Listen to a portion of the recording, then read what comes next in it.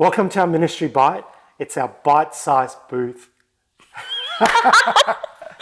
It's our bite-sized booth for our growth personally and together. You guys know what I mean. Well, I'm here with the wonderful Sandy. This is a worship team special. We're going to talk about the very important topic, which are important to all of our hearts, and that is the issue of rostering, our favorite word. So we're going to hear from Sandy, which is going to be great. I just want to start by saying that I am so grateful for all of our administrators, ministry leaders. Literally, rostering is so challenging, but you guys do it so well with so much grace. And I think one of the biggest things about rostering is that, when you think about life, life isn't about achieving a perfect balance, because the perfect balance, aka the perfect roster, does not exist. Just like the perfect worship team does not exist, even though we might feel like it should. It does not. But life and rostering, I think, are filled with tensions. So I think in rostering, there are tensions that we always have and we should never resolve. For example, I think one big tension we always talk about and think about is, the needs of the kingdom, what the church needs and what the kingdom of God, or even just on a practical, what an organization needs versus the desires and the passions of the one, So do we choose one over the other? Well, not necessarily. I think it's just a constant, tension that we manage and we work through as leaders. Another big tension that I think about is the tension between sustainability, us wanting to serve God for not just the next 5 years, but for the rest of our lives, versus needing to put on great services and that one big great event. Wouldn't that be nice if we just ever had to do that? So I think for people who are in leadership and rostering, I think you guys always have to manage through these tensions. So I think it's just a good moment for us to sort of talk through this a little bit, just so that we understand we're on the same page and that we can continue to move together as we ask for trust in our teams. I believe that we can grow even as we talk about things like this. So Sandy, all right, Yes. let's chat. What do you think about, or what do you consider when you roster for the worship ministry in our church? Wow. It's a huge question because you consider a lot of things. But at the beginning, we consider more of the practical side of things. Yes. Yeah, so maybe some husband and wife needs to serve together for various reasons, or even like mothers and fathers who can't serve in the same team or even in the same service in a different ministry. Yes, big one. Because of kids. Or members who are serving in other ministries as well. So, or heavily involved in life group, and they can only do a certain amount of weeks So those things we take into consideration.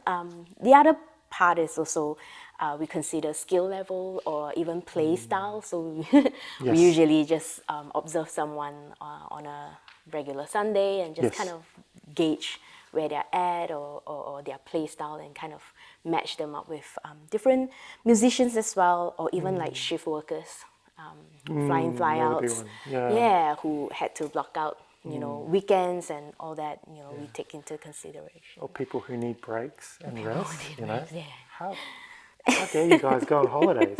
How could you? So there are a lot of, I'm just kidding. Please let me have a holiday.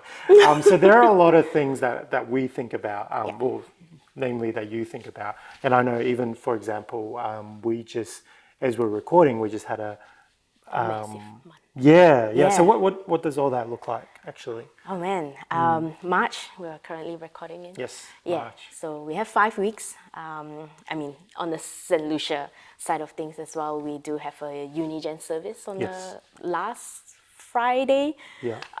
So we affected the Sunday service as well. So we had like a full Elevate band, and on the 30th we are heading to CCM and Hope Youth Conference. Yeah, so on that Sunday it's also a full elevate band, and we have to consider equipments and stuff. Yeah. Yeah, so all these things come into play, and yeah, sometimes you don't get what we want, you know. Yep. Sometimes. Sometimes, Yeah. most times we don't get what we want. Yeah. Yeah, and we had to make do with all these things. So we had to text different people to serve two Sundays in a row. We have to ask different people to fill in, or even have four people band going into acoustic as well. Yeah, so all these different things that may come up. It's not the ideal. Yeah. But yeah, we Yeah. had to work around circumstances like that. Yeah. Okay, so I think we should take a moment to pause and just show appreciation for all the administration people in our church. I Yeah. thought our ministry. No.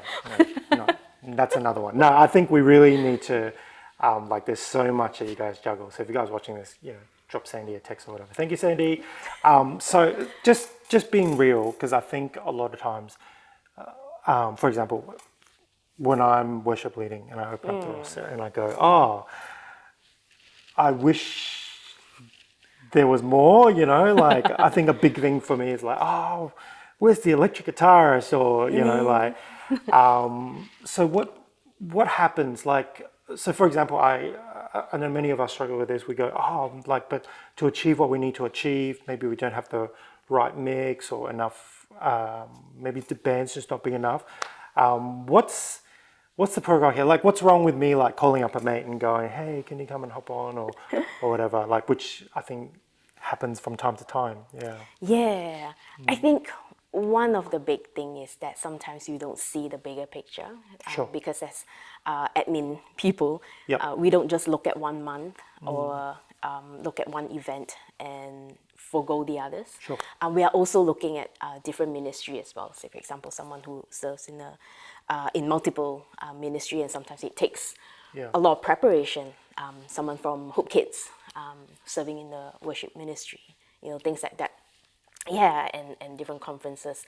So if something like that happened, and someone is serving maybe 2 to 3 weeks in 1 month, then it will affect the next month's roster, or even affect the life group that they are serving in, because maybe this person is also in a pastoral ministry, heavily involved in the life group.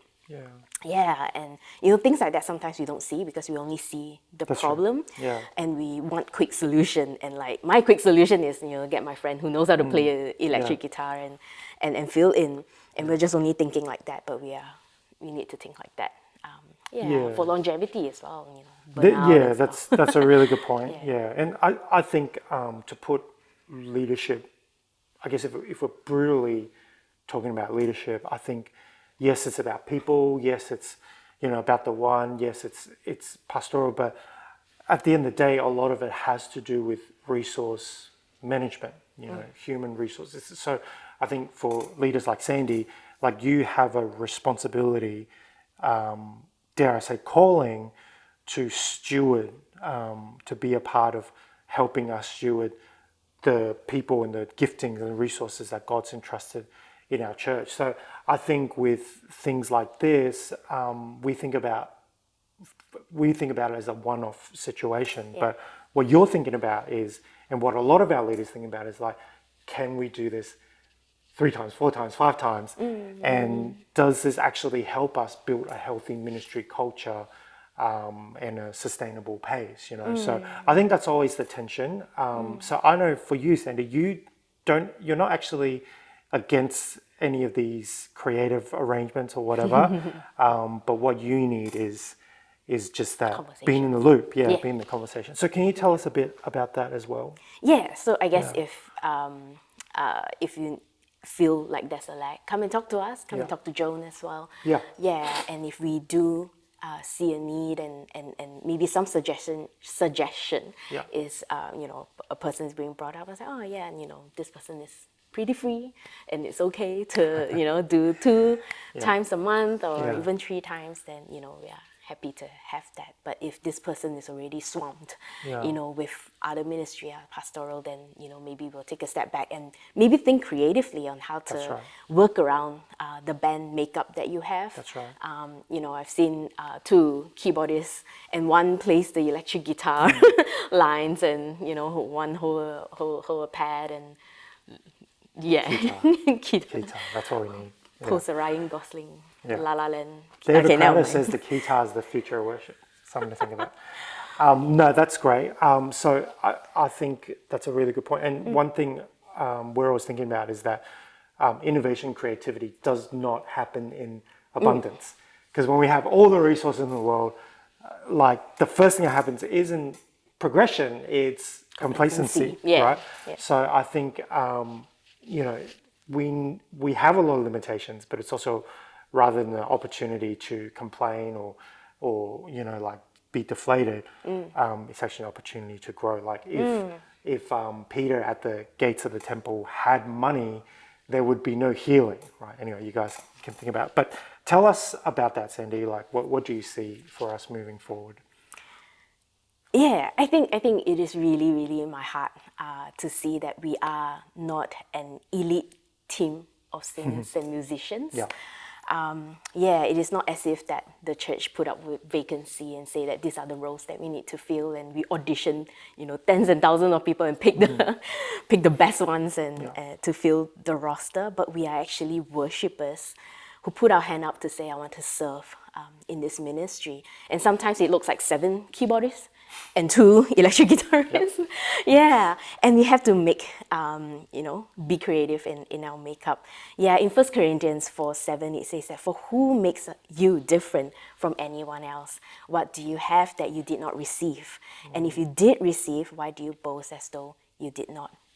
Yeah, everything that we have, everything that we enjoy, even the talents that we have is received from God. Come on. Yeah, and we work together, remembering that, honoring one another, working with each other. It's not like, oh, I prefer this, I prefer that, or, I want a bassist, or I want an electric guitarist, but everything that we have is received from God. And even, in when a Sunday service is run filled with the presence of God, is because of the gift of God, and not because there's a very, very awesome bassist playing that bass line that touches people's heart. No, it is people, musicians and worshippers, servants who is filled with God, we're filled with Jesus, that when we serve, the presence of God is felt. So the band is just a facilitator.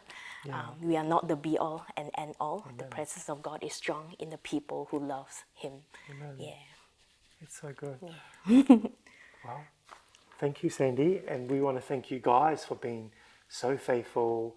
I think a moment of appreciation for you guys. And thank you for blocking out. Thank you for thinking about what's happening at church when you take holidays. Thank you for continuing to prioritize not just the ministry, but the presence of God in His church. So we're so grateful. Chat soon. Thank you.